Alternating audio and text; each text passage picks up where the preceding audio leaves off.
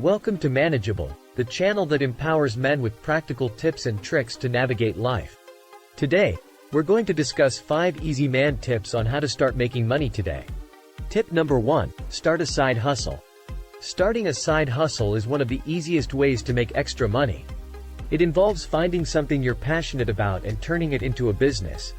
This could be selling products online, offering freelance services, or starting a blog. The best part is that you can start with little to no investment and work on it in your free time.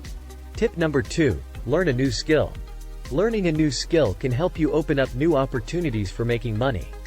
This could include mastering a software program, learning a new language, or taking a course on a subject you're interested in.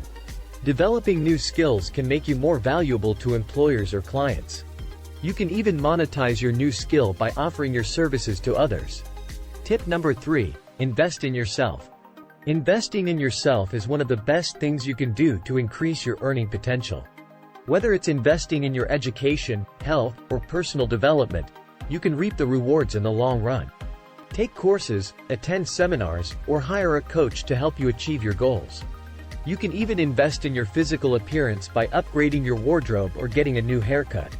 Tip number 4, take advantage of the gig economy. The gig economy is a great way to make money on your own terms.